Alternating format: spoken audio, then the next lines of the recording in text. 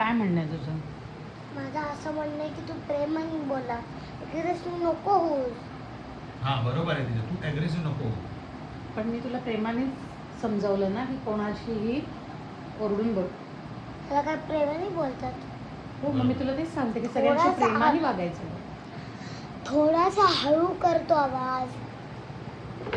मग मी हळूच तुला सांगते की प्रेमाने बोलायचं सगळ्यांशी, तेच तुला मी सांगते. आता तू अग्रेसिव्ह झाले की मी. आत्ता आपण चर्चा करतो, ह्याला ॲग्रेसिव्ह होणं नाही म्हणत. ॲग्रेशन म्हणजे जोरजोरात चिडून बोलणं, त्याला ॲग्रेशन म्हणतात. पण आत्ता आपण नॉर्मल डिस्कशन करतो. ठीक आहे ठीक आहे. ठीक आहे. आता तुम्हाला प्रॉमिस करणार आहेस हो काय? की मी कोणाला मारणार नाही.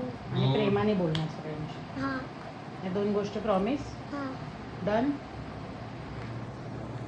चला आता हक करा एकमेकांना. पक्का. कॉम्प्रोमाइज झालेला आहे.